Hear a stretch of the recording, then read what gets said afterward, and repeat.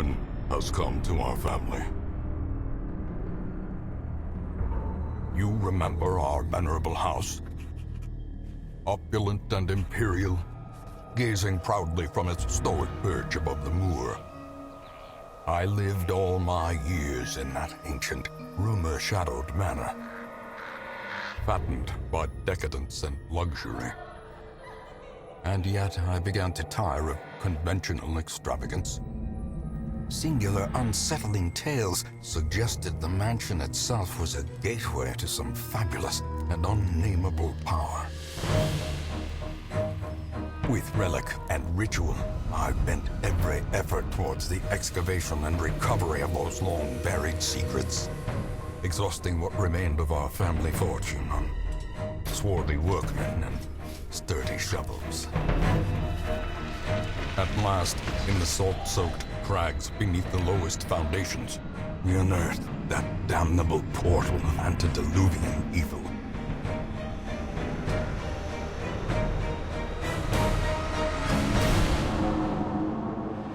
Our every step unsettled the ancient earth. But we were in a realm of death and madness. In the end, I alone fled laughing and wailing through those blackened arcades of antiquity, until consciousness failed me. You remember our venerable house, opulent and imperial. It is a festering abomination. I beg you, return home, claim your birthright, and deliver our family from the ravenous, clutching shadows of the darkest dungeon. Hey, everybody. It's Overkill here with, as you've seen, The Darkest Dungeon. A turn-based RPG-ish game, I guess. I don't really know how to describe it. I don't play games like this. Other than this one, of course. I've been playing this like crazy lately. Ever since I watched Serial Belief start his series, I've just been going crazy on this. I'm going to see if I can... Oh. You can't turn off the little tip things here? Okay, well, never mind. There's little tutorial things that pop up. Anyway, I've been playing this game like crazy ever since Serial Belief started. It's kind of crazy. So we're just going to go right ahead into this. I'll explain the game as we go on more. You can see there's my one, and that was a little test one for this.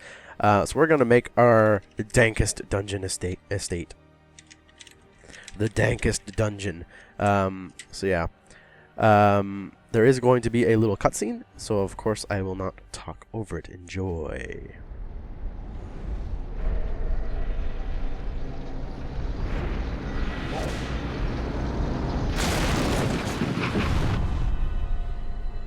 You will arrive along the old road. It winds with a troubling, serpent-like suggestion through the corrupted countryside, leading only, I fear, to ever more tenebrous places.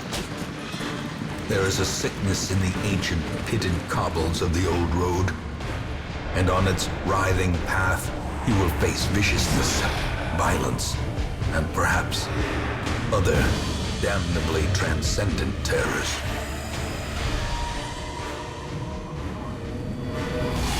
So steel yourself, and remember there can be no bravery without madness.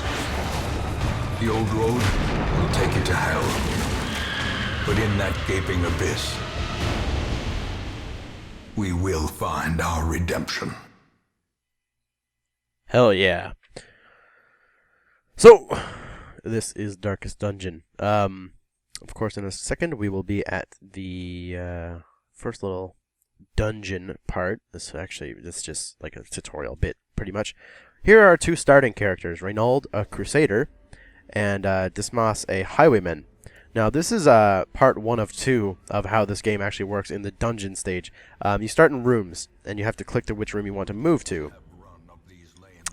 Yeah, we have to turn these off, because they break the flow of me talking. It would be in gameplay. Tutorials, go away! But yes. when you're in the hallway, they call it, you use A and D to move, and we're about to get into a battle. This is phase 2 of Darkest Dungeon, pretty much. This is where you start actually fighting. So we're gonna go ahead and kill this guy. It's just like any typical turn-based combat game. There's protection, stats, dodge, speed. Which let's go into it. Protection is your chance of I think for enemies missing, or maybe that's dodge. I don't know. Either way, there's dodge and miss, I'm pretty sure. So protection just adds just how tough you are, basically. Dodge is your chance for enemies to miss you. Speed is how often you take your turn. And then there, as you can see down here, I don't think I can leave it up on screen, but you can see there's stun, blight, bleed, debuff, and move down at the bottom. That's their resistance chance. As you can see, a Brigand Cutthroat isn't really good at blocking anything, so something like Open Vein, even though it's going to kill him, would have made him bleed pretty easily. So that's our first combat. And you can also see that all of your characters also have the same things. So yeah. You can see accuracy, crit chance, damage, average damage, dodge, protection, and speed. And you can see that my guy, Reynald, is pretty slow, whereas Dismas is very fast, which is great. And you can see they're both very accurate as well. But anyway, we're going to continue on. And another part of Darkest Dungeon, when you're actually in the dungeon part, are curios, these little things that you come across. Now, this one is, of course, a fixed one, so you'll always get the same thing. Actually, no, you don't always get the same thing. I think you always get like a gem and gold, but it's different gems. Like I got emerald when I played this, and like 1,000 gold, I'm pretty sure. But either way, it's no big deal. So now we're into our second battle, and we were ambushed, so they actually get to go first. And you can see I dodged that guy's attack, which is excellent. And we are now going to bleed this Brigand Bloodletter. You can see that he has a 20% resistant to it, so that's not going to save him, pretty much. Oh, okay. Prove me wrong, game. But you can see my guys are just dodging like bosses, which is pretty cool. We're going to smite him. Oh, no, we're not. Man, this guy's a badass, apparently. All right. We're going to try to bleed him again. Damn, he's just blocking it like crazy. 20% is not supposed to be... Then again, I'm blocking every attack, so I don't know what's going on. What is happening? My game's broken, obviously. Oh, is he going to bleed me? Oh, no, we resisted it. Oh, no, it did. It did bleed him. Never mind. Interesting. I don't know what's going on. They're proving me wrong here right now.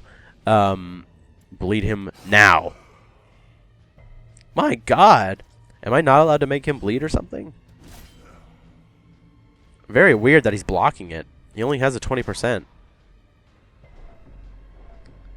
Oh well. It's no problem. We're still gonna kill him anyway, so. Oh, that actually hit us and debuffed us. That's not good. We're going to pistol shot him just so we can start doing more damage. Although I should have just finished him off so he didn't do this damage, but that's fine. Oh, can't hold balance apparently.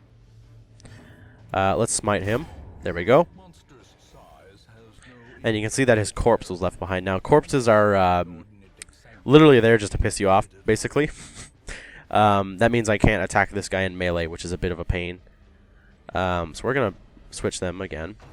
He's going to blanket fire us. Hopefully it doesn't make him back up again. Alright, it didn't. Good. So we're going to go ahead and smite this body, which it didn't get rid of it. So that's kind of a shame. But it doesn't matter because we can shoot this guy anyway and kill him. There we go. That was a bit sloppy. I'm sorry about that. My guys took a lot more damage than I thought they would. I'm also going to gamble and open this. Oh, it's trapped. Goddamn. He resisted it anyway. Alright, so I'm kind of going through this too fast for me to even explain it. I'm sorry. You guys must be very, terribly confused. But, hopefully you got a little understanding of how the battles worked from that. For some reason, they weren't working right at all. But either way. Now we're in the second stage. We at the end, you have your victory tab, which you just seen we have all of our loot. That gives you more gold and such. And then there's a second tab where it shows when your guys level up. And you get traits. Now, it doesn't matter how good or bad you do in a dungeon. You could do amazingly and get terrible traits. You could do terribly and get good traits. So let's go ahead and check. He gets a weld phobe. More stress damage in the wall. That's bad. That's something I need to touch on as well. And then Photomania, minus 20% stress damage if torch is above. So if we're going to take Reynald, we definitely need to keep our torch up. So what did Dismas get? He got hard skinned, plus 10% protection. That's very good, as he didn't really have much protection. Excellent. Good traits. That's a good starting trait for him. We might actually be able to keep him around. So let's return to the hamlet.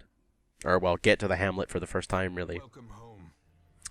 So this is the hamlet. Every time you come back from a dungeon, this is the screen you're going to get. It's always your goals, which you can see there's quite a few things to do. Basically just killing people and raising your heroes to levels. But every week, it gives you a little summary of what happened. Basically, right now, all we can say is Reynald and Dismas become apprentices rather than seekers. But as you get further in, you'll be resting your characters, which they'll say how much they rested and how if they got new traits because of it or not, and stuff like that. So now, welcome to the Dankest Dungeon Estate. We don't have access to the entire estate. You can see all of these buildings in this ring here are unavailable to us. And that's because we need to complete more quests. We, of course, have access to the graveyard, because it is, I know, as hard as it may be to believe, your characters can die in the tutorial. People have had that happen, so the graveyard is open from the beginning. That's where you see your characters, basically. The stagecoach, which is where you get new characters, and you can see that's them here. How bad are they?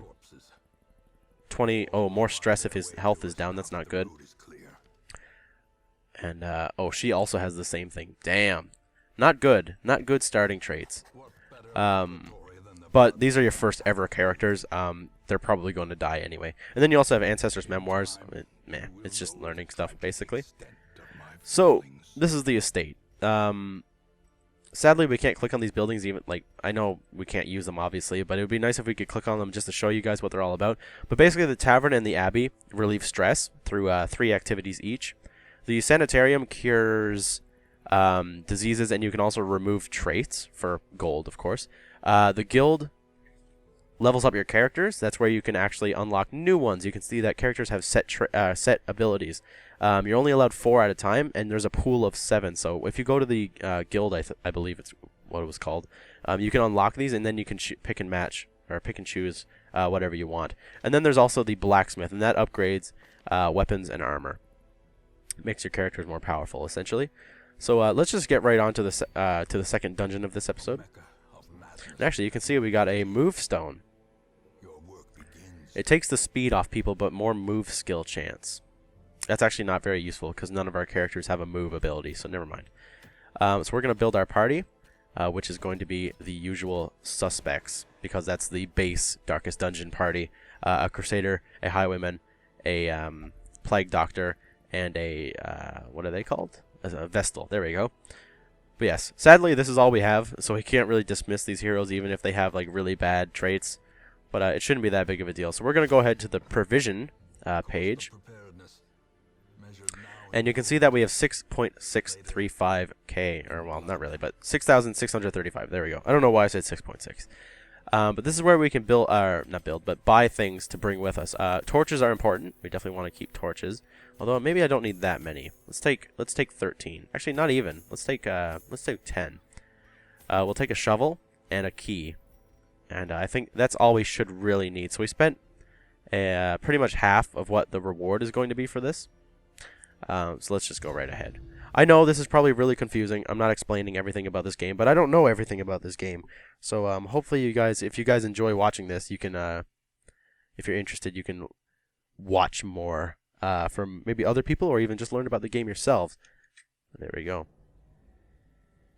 Into the dungeon of the ruins. So you can see that this is of course, a lot bigger than the little tutorial forest part. There's actually a lot more rooms here. So we may get into a battle. Nope, just a torch to get. That's good. But yeah, I'm really bad at explaining things, so I'm probably not doing a very good job when I should be. I apologize for that. So we may get into a battle here. Yep, we have some bone rabble. We've surprised them. That's because our light is up. So that means we're just going to absolutely destroy them pretty much. So we're going to Dazzling Light this one. So he's going to be stunned. Excellent. That means he can't go on his next turn. We're going to go ahead and... Actually, Bone Rabble are... you can see they're 200% resistant to bleed, so that's not going to really do much. We could possibly kill it in one attack, though. Nope, it still does damage. It's just it's resistant to bleed, so that's good enough. We can also do Incision and kill that one. There we go. And now we can smite this one. And there we go. That first battle is done. We got 50 gold for that. What is this? An unlock strong box. Excellent. The contents are mine. So you could see that there was a little slot there for stuff. If it was a locked one, you could have used the skeleton key. If there's things like corpses, you can clean it with I don't know, like holy water, I think, stuff like that. It's pretty cool system. So now, of course, the shovel we'll use for the rubble. If you use your hands for the rubble, it actually hurts your party and causes a lot of stress. And stress is killer in this game. And as you can see, we'll talk about stress now as we're doing this battle. This is a stress-causing enemy, and you need, I mean need, to kill these as fast as possible. Stress is way more deadly than damage ever is. So if we can blight her, that would be excellent. So 4 points of damage per turn. And we could also attempt to shoot her, because she needs to die. She'll die on her next turn. We don't have to worry about her anymore. There we go. See? But stress. Let's talk about stress. So damage is fine. The members that are tanks, which are your front line ones, are usually enough that they don't really die if you play it right. So you don't have to worry about health nearly as much as stress. Stress is really hard to get rid of if it starts building up. And if you get to 100 stress, your characters do a resolve test. Now this can be either really, really good, but is usually really, really bad. You get extreme negative traits for breaking resolve. Stuff like fearful, stressed, or not stressed, selfish.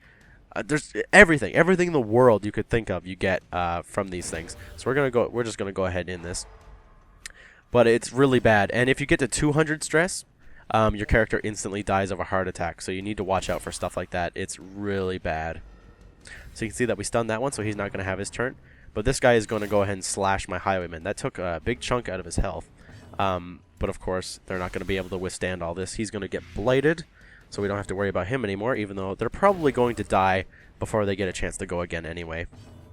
If we zealous accusation, can we get rid of both of them? Excellent. There we go. So we'll move on to the next room. And no battle. Excellent. So where are we going to move now? Oh, due to our light being high, that's another thing, the light bar. I'm sorry, I didn't mention that. But if your light is high, due to you keeping torches lit, your scouting goes up, so what we just did there, and you also have a chance to surprise enemies. If it keeps going down to the point where it gets to like even 0, to like 60 basically, it has alternating effects really. But pretty much what you can expect is better loot. That's the good thing. You crit more, but the enemy crits you more as well, so extra damage. So basically, early on, you want to keep it lit, unless you're very good at keeping your guys from being destroyed, basically. We're going to go ahead and go to this one.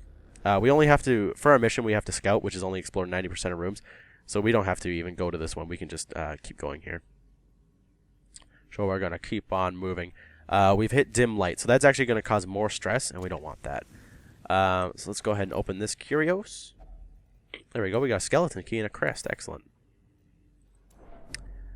And we will go into this room and get into a battle.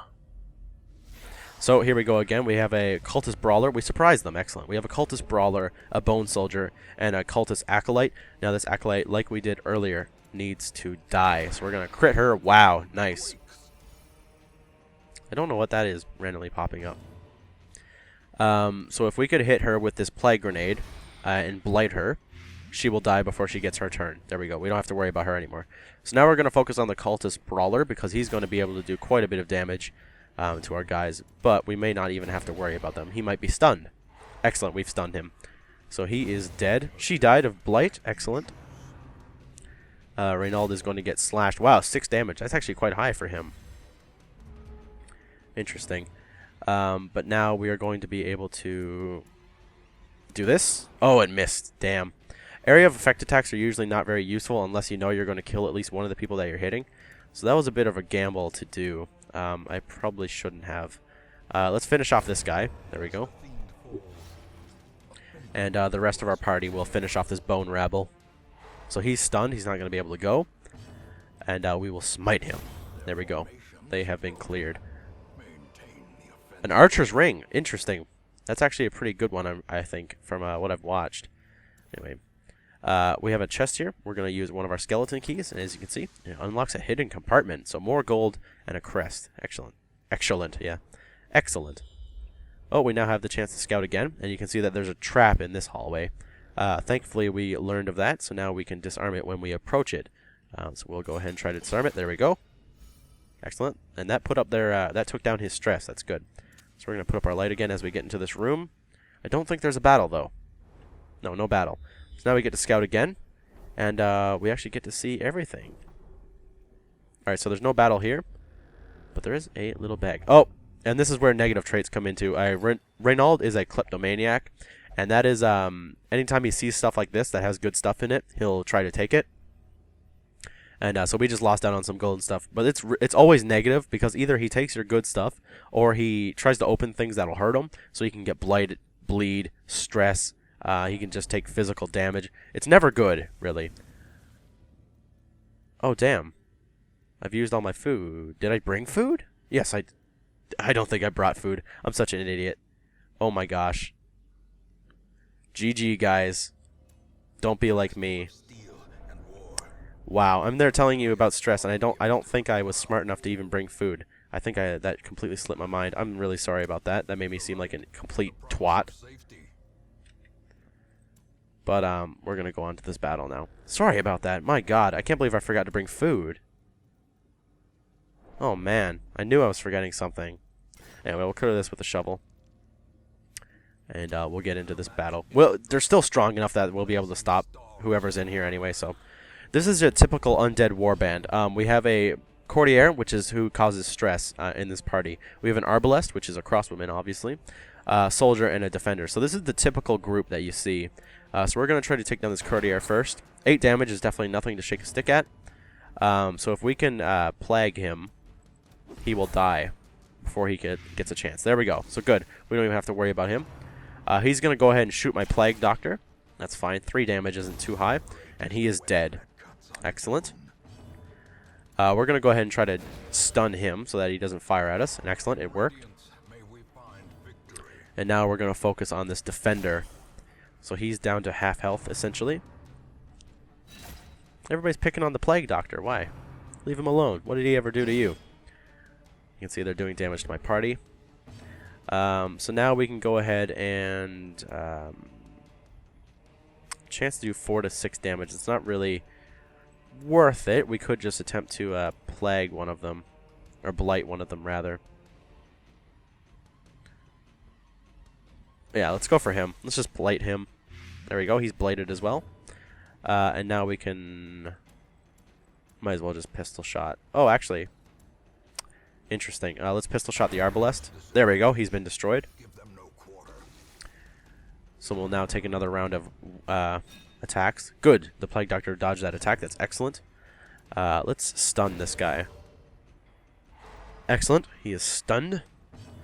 And that way we can... well, we may as well smite this guy. Nope. Apparently not. Alright, so he missed his turn. That's good, of course. And now we have the chance to... Let's incision. Ah, he wasn't taken down. Damn. Still has 2 HP. But that was enough to take him down. So now all we have to do is kill the bone soldier. And there we go. We critted and destroyed him. So that should take down his stress a little bit. There we go. Excellent. And we actually have another key. So I'm going to continue adventuring even though we finished that. And I'm going to open this heirloom chest, which opens up a hidden compartment. Excellent. So now we go back to the estate. And this is the victory screen I was telling you about. You can see that this is all the stuff we get back. All the stuff that we didn't use gives us money, of course. And then this is all of our heirlooms, and you can see we got quite a few busts and crests. A lot of crests, actually. Holy cow, that's awesome. And Reynald and Dismas got 2 more skills, or traits rather, or quirks. That's what they're called. Ruins Tactician, excellent. He does more damage in the ruins. That's very useful. And Robust, plus 15% disease resist. Look at this. Dismas is just getting awesome traits. That's very good. So we'll go back to the hamlet. Of course, now we're going to unlock the tavern and the abbey. Like I said earlier, that's our chance to actually relieve stress. You just take one of your characters and drag them in here and pay for it. And the tavern's just the same thing. It's just they have different things. Now, quirks affect how you relieve stress. People like Dismas is a known cheat. He can't gamble in town. So I can't, for example, put him in the gambling den. It's best I don't go in there, yeah. But then there's also traits like people are unholy. Like, he's God-fearing. He'll only pray.